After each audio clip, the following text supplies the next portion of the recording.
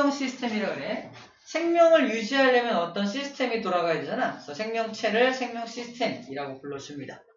그래서 생물은 이거야. 생물은 생명 시스템이다. 이거예요. 간단히 생물이 생명 시스템이다 라는 겁니다.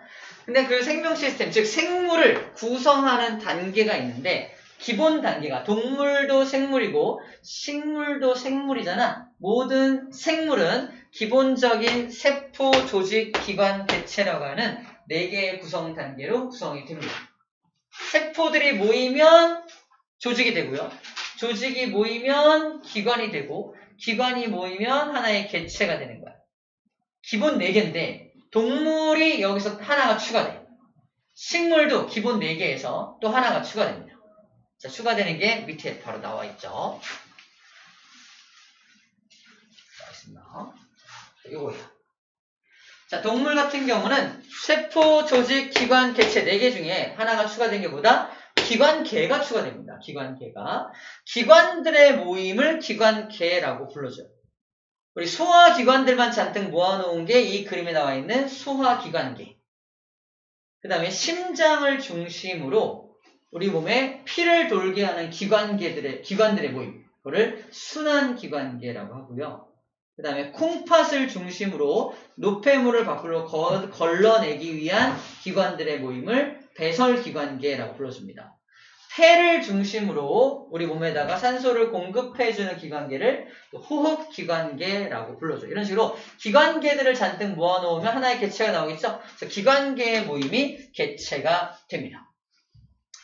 자, 여기서 다른 건 다 알겠는데 우리 힘들게 하는 게 바로 이거예요. 조직 밑에 땅땅땅땅 4개 점을 찍은 다음에 상근결신이라고 써봅니다. 상근결신. 상은 상피 조직을 말하고요. 근은 근육 조직을 말하고요. 결은 결합 조직을 말하고요. 신은 신경 조직을 말합니다. 신경 조직이야.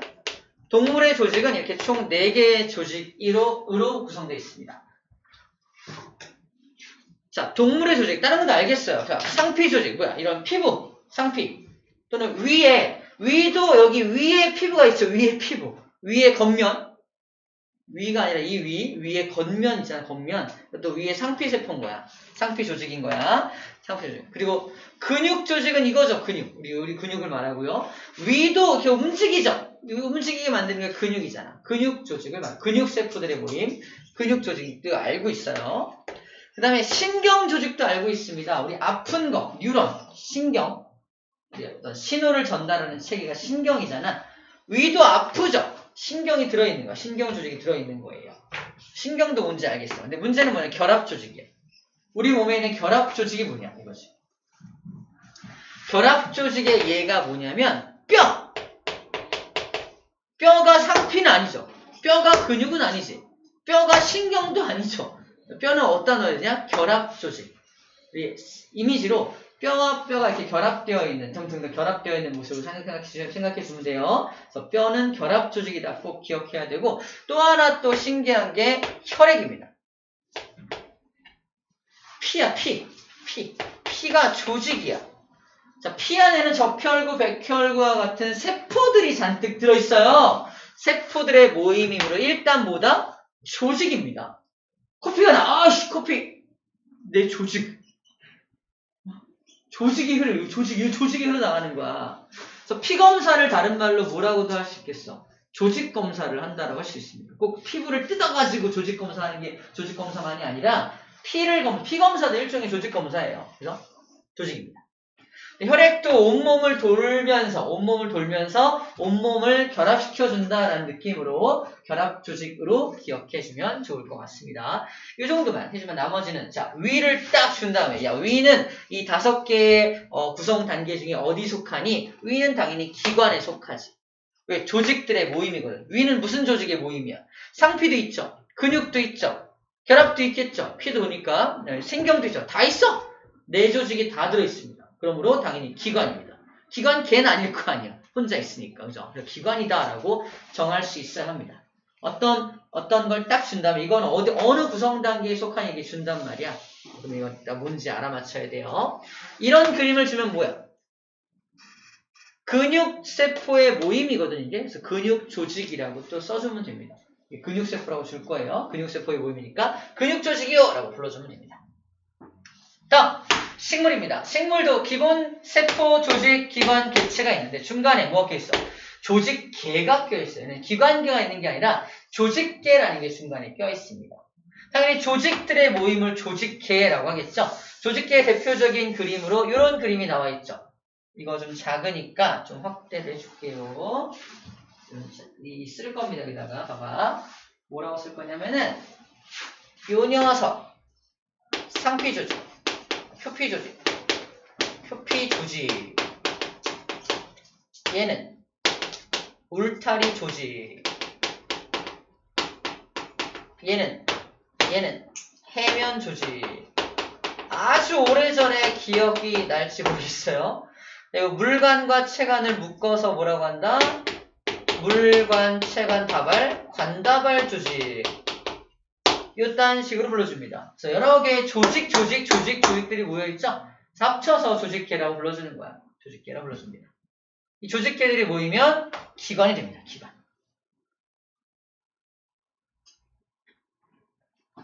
자, 기관도 둘로 나눠서, 크게 둘로 나눠서, 하나는 영양기관이라는 게 있고요. 영양기관이라는 게 있고, 생식기관이라는 게 있습니다. 이것도 특이한 점이라 정리 좀 해야 돼요. 자, 식물의 영양기관이 뭐냐면, 영양물질이 저장될 수 있는 기관들을 영양기관이라고 해요. 자, 영양기관을 파란색으로 표현을 하면은, 잎! 영양물질 저장되고요. 줄기! 영양물질 저장될 수 있고요. 뿌리, 영양물질 저장될 수 있습니다. 하지만 꽃은 영양물질을 저장하는 게 목적이 아니야. 꽃의 목적은 뭐야? 생식, 그죠? 생식 기관에 속하게 됩니다.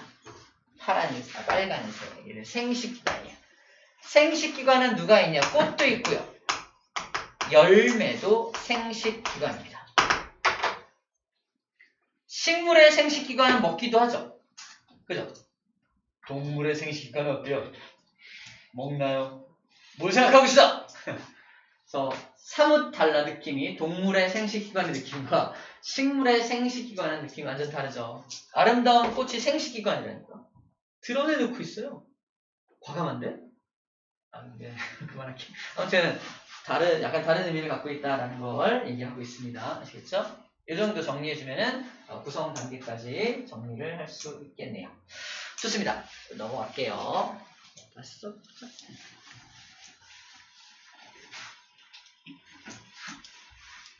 자, 세포의 구조로 가겠습니다. 세포의 구조.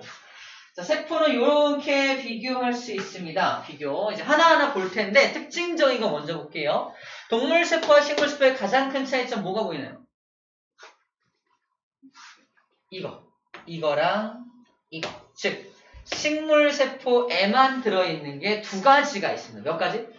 두 가지야. 두 가지. 첫 번째가 엽록체. 뭐 하는 기관? 광합성 하는 곳. 세포벽.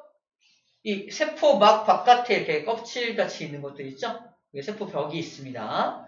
자, 동물은 세포벽이 없지. 식물은 세포벽이 있지. 우리 중력할 때 배웠어. 왜죠? 중력을 이기고 지탱을 해야 되는데 동물은 뭐가 있어? 뼈가 있잖아. 식물은 뼈가 있나요?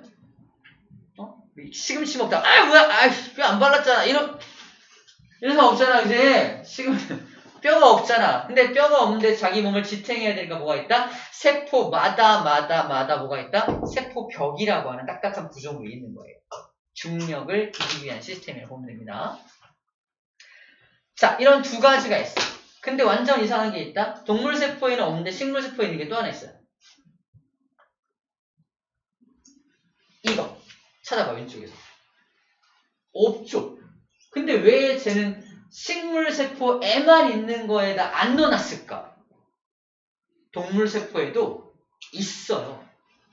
있긴 있어. 근데 발달되어 있지 않아.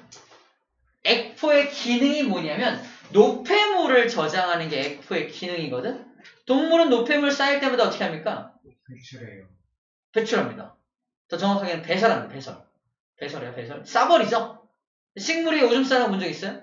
아, 저 시금치 오줌 싸고 있어. 뼈도 있는 게 막 오줌도 싸. 막. 먹고 싶지 않아. 그죠? 뭐 이런 거 없잖아. 식물은 오줌 안 싸잖아. 노폐물이 생기면 자기 세포 안에 저장을 해요. 바로 액포 속에다가 노폐물을 저장합니다. 액포의 크기가 크면 클수록 뭐야? 겁나 늙은 세포야. 오랫동안 산 녀석인 거지. 그치? 그러다가 어느 순간 되면은 이제 파괴됩니다. 아무튼 액포는 그래서 식물에만 있다라고 말하면 돼, 안 돼? 안 돼, 동물에도 있는 거야. 발달되지 않았다는 표현이 더 정확한 표현입니다. 오케이? 그 정도 정리를 해주면 되겠고요. 나머지는 다 공통적으로 가지고 있는데, 자, 핵, 소포체, 골지체, 그 다음에 리보솜, 그 다음에 미토콘드리아, 그 다음에 이런 것들 있죠? 다 똑같이 들어있죠? 각각이 무슨 역할을 하는지는 쌤이 여기서 한꺼번에 설명을 할 겁니다. 자, 다음 장 보면은 그림 하나 나옵니다. 여기 보면. 짜자잔. 자, 동물과 식물 공통적으로 있는 어떤 세포 소기관. 자, 세포 내 소기관 설명 중이야. 세포 소기관 중에서 핵이라는 게 있어요. 핵 속에는 DNA, RNA 같은 유전 물질이 들어 있습니다. 생명활동을 조종을 해요. 그래서 자기한테 필요한 단백질을 만들어야 돼. 잘 들어. 단백질을 만들어야 될 필요성이 있습니다. 예를 들어서 쌤 몸에도 단백질 성분이 필요해요. 예를 들어서 쌤이 밥을 먹었는데 아밀레이스라는 효소가 안 나오면 밥이 소화가 되니? 안 되겠죠. 바로 그 아밀레이스가 단백질로 만들어요. 단백질이 없으면, 그 아밀레이스가 안 만들어지면 쌤은 먹고 살 수가 없어. 그죠? 먹어도 소화가 안 돼. 그냥 배출돼. 그냥 소화가 안 돼. 그냥 쌀을 먹으면 쌀이는 상상했어? 약간 색깔만 달라졌구나. 아무튼 소화가 안 되면 이제 영양물질을 흡수할 수가 없으니까 죽겠죠. 큰일 납니다. 즉 자기 몸에 꼭 필요한 단백질이 있다. 단백질을 만드는 기관이 있겠죠. 소기관. 그거부터 기억해야 돼. 우리 몸에는 세포마다 단백질을 만들어내는 기관이 있다. 걔가 누구냐면은 바로 리보솜입니다. 리보솜. 단백질 좀 만들어주솜. 아무튼 리보솜이라는 녀석이 있어요. 리보솜이 단백질을 만들어줍니다. 근데 내가 아밀레이스 만들어줘! 이러면 거기 꼭 맞는 DNA를 탕 잘라서 복사한 다음에 이 정보를 얘한테 줍니다. 주면 리보솜이 그 정보를 받아서 오케이! 아밀레이스 콜! 막 만들어요. 만든 아밀레이스는 아무 때나 분비하면 안 되죠. 밥을 먹을 때만 분비해야 되잖아. 밥을 먹을 때만 분비해야 되잖아. 그래서 가지고 있어야 돼. 어디다가 저장한다? 골지체에다가 저장합니다. 암기법은 골방이야, 골방에다 이렇게 저장해 놓는 거야. 골방에 저장할 때 그냥 이렇게 막 던져놓으면 되는데 아니야. 예쁘게 소포에 싸서 해야 돼. 소포로 싸서 골방에 저장하는 겁니다. 소포체는 뭐 하는 거다? 만든 단백질을 이렇게 포장하는 게 소포체야. 그래서 이동시켜서 골지체에 저장하고 있다가 필요할 때 내보내는 게 골지체의 기능입니다. 자, 단백질을 만드는 전체 과정으로 하나, 둘, 셋, 무려 4개의 세포 소기관을 연결해서 외울 수 있다는 얘기를 하고 있는 거야. 4개의 세포 소기관이 단백질 합성과 관련되어 있는 소기관입니다. 핵도 핵막이라는 세포막으로 둘러싸여져 있고요. 리보솜도 그 핵막이 진화돼서 만들어진 게 리보솜. 아니다, 쏘리지. 핵이 핵막으로 되어 있고요. 핵막이 진화되어 만들어진 게 소포체야. 소포체 일부가 떨어져 나온 게 골지체입니다. 그래서 골지체도 소포체도 핵도 모두 막성 소기관, 막으로 되어 있는 소기관, 세포막으로 구성되어 있는 소기관입니다. 근데 리보솜은 좀 특이해. 리보솜, 너는 뭐로 되어 있어? 그러면은 나는 단백질로만 되어 있어. 그런다. 단백질 덩어리야. 막성 세포 소기관이 아니야. 유일하게. 세포 안에 들어있는 소기관들 다 막성 세포 소기관. 막이 다 있어. 누만 막이 없어? 얘만 막이 없어.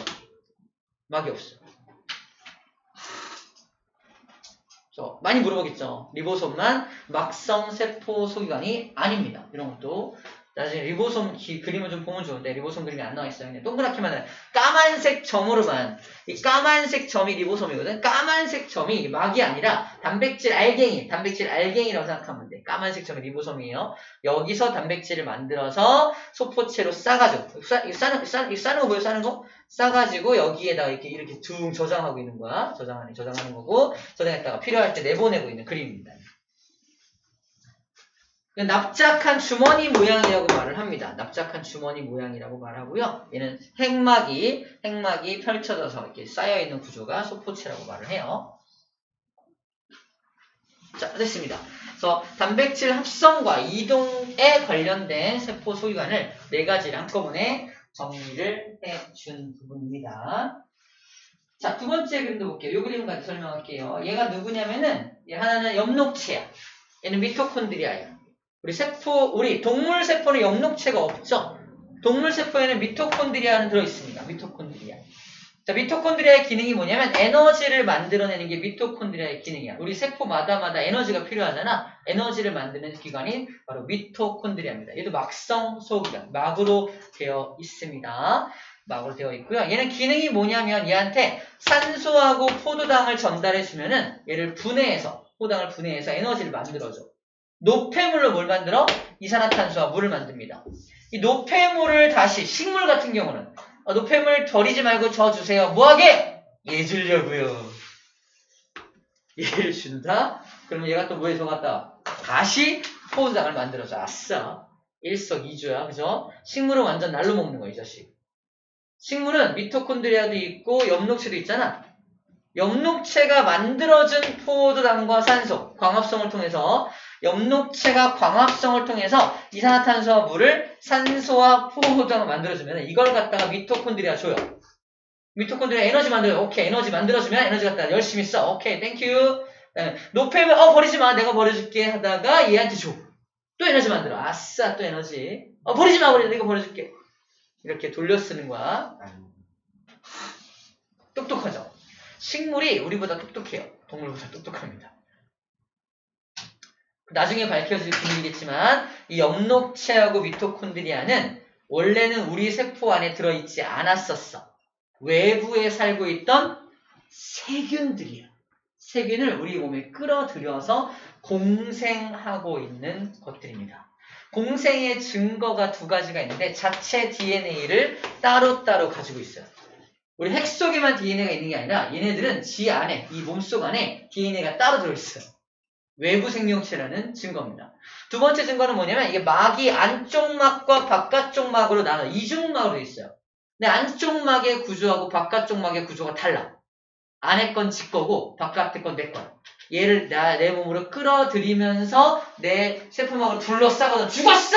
녹일 거야! 안 녹아. 그래서 같이 살게 된 거거든요. 너 그럼 같이 살자 어쩔 수 없지 뭐 이렇게 된 거거든. 너 모자래. 에너지 잘 만들어. 오케이 그러면 같이 잘 살아보자. 이렇게 살게 된 거예요. 그죠? 엽록체도 먹으려고 확 먹었는데 안 녹아. 너 또 왜 안 녹아? 자기 DNA가 있다는 건 자기 몸을 방어하는 단백질을 만들어낼 수 있다는 뜻이거든요. 안 녹아. 넌 뭐 잘해? 나는 광합성 잘해. 에너지 만들어줄까? 영양물질 만들어줄까? 오케이 땡큐. 같이 잘 살아보자. 그렇게 살기 시작한 게 세포 내 공생설입니다. 그 썰을 증명하는 증거가 바로 막이 2개라는 거. 안쪽 막과 바깥쪽 막이 서로 다른 종류의 막이라는 거. 두 번째는 자체 DNA를 가지고 있다는 거. 이 2가지가 세포 내 공생설의 결정적인 증거입니다. 여러분 몸속에는 세균들이 살고 있어요. 어쨌거나 이 둘이 그래서 그런 역할을 한다라는 겁니다. 얘는 길쭉한 모양이고 얘는 뭔가 층층이 쌓여있는 모양이죠. 이건 이제 생명과학 2 하면은 열심히 또 배우게 됩니다. 여러분들. 자, 다 되었고요. 그 다음에 사진 지선했네. 액포도 다 했죠. 자, 액포는 아까 얘기했죠. 노폐물만 저장하는 게 아니라 자, 물하고 색소도 저장을 합니다. 꽃잎의 색깔이 노란색이야. 뭔 색깔일까? 꽃잎을 구성하고 있는 세포마다 있는 액포의 색깔이 노란색이라서 꽃잎의 색깔이 노란색인 거야. 꽃잎의 색깔이 빨간색이면 액포의 색깔이 빨간색이야. 즉 색소가 있으면 색소를 어디다가 저장한다? 액포 속에 저장을 해요. 그 다음에 추가로 물도 저장하는데 이런 거야. 식물한테 물을 막 먹여. 물 막 집어넣어. 그럼 이 농도가 약해질 거 아니야? 농도가 묽어질 거 아니야? 묽어지면 생명활동을 이어가기 힘들어. 그죠? 그래서 일단 물을 확 집어넣으면 이 세포가 알아서 일단 액포에다 물을 막 꾸역꾸역 집어넣어서 나머지 부분의 농도를 조절하는 데 사용을 해요. 그런 식으로 물의 농도를 조절할 때 액포를 이용합니다. 동물도 그럴 때 이용을 해요. 동물도 갑자기 물을 막 넣어주면 액포가 순간적으로 커집니다. 발달되어 있지는 않지만 액포를 이용해서 어떻게든 농도를 좀 맞춰보려는 노력을 하긴 합니다. 자, 그런 것들을 얘기하고 있고요. 세포막은 이제 얘기할 거고요. 세포벽은 우리가 이런 벽을 상상하면 안 돼. 식물이 가진 세포벽은 되게 단단한 구조인 건 알잖아. 자기 몸을 지탱하기 위한 구조는 아는데 어떤 단단한 구조냐? 잘 들어. 쇠창살 같은 구조야. 손을 뻗으면 들어간다니까. 이해돼요? 무슨 말이지? 그래서 어떤 물질이 세포벽을 만나 어떻게 돼요? 다 통과해요. 다 통과해요. 이걸 전투가성이라고 해요. 전투가성. 전부 다 투과돼. 전투가성을 가진다고 표현. 전투가성. 전부 투과해요. 세포벽을 잘못 상상하면 야, 다 막고 있으니까 아무도 못 가는 거 아니야? 이러면 안 된다는 뜻이에요. 오케이? 세포벽은 물질의 출입에 전혀 관여하지 않아. 그냥 다 지나가세요. 다 지나가. 물질의 출입을 조절하는 건 누구다? 바로 세포막입니다. 물질의 출입을 조절하는 건 세포막이 살아있어. 자, 잠깐만요. 당신 못 들어가요. 너 들어가. 이게 조절한다니까, 세포막이. 물질을 구별해서 너는 들어가고 너는 못 들어가. 너는 딴 데로 가세요. 딴 데로 돌려보내고. 절로 막 가게 하고. 이런 걸 조절하는 게 세포막입니다. 미리 소개할게요. 세포막은 그 살아있어. 살아있다 그래서 그걸 원형질이라고 표현합니다. 얘는 그냥 죽어있는 어떤 울타리 같은 느낌이야. 죽어있는 부분이야. 이거를 다시 말해서 후형질이라고 부르십니다. 원형질이라는 표현, 후형질이라는 표현을 씁니다. 우리 왜 나무 보면은 나무 껍질 같은 거 있잖아. 이거 되게 너무 말랐다. 만지면 뚝뚝 떨어져. 오! 나무 껍질이 막 뚝뚝 떨어져. 나무가 엄청 아파할까? 약간 각질 뜯어내는 각질 뜯어내는 느낌에서 나무는 아무렇 아프지도 않아. 나무를 도끼로 치면 아프겠지만 나무 껍질을 툭 뜯어냈다고 해서 아프지 않다는 뜻이야. 즉 나무 껍질은 이미 죽어있는 부분입니다. 즉 후형질 부분이라는 거야. 식물은 그래서 후형질이라는 부분과 원형질이라는 부분으로 나눠집니다. 생명활동을 하는 녀석과 생명활동이 멈춘 녀석으로 나눠진다라는 거죠. 이 표현이 나중에 또 이용이 될 테니까 잠깐 기억을 해볼게요. 몇 시까지냐? 누가 시간을 이렇게 돌려놨어? 누구지? 자, 우리 빨리 문제 풀어봅시다. 다행이에요.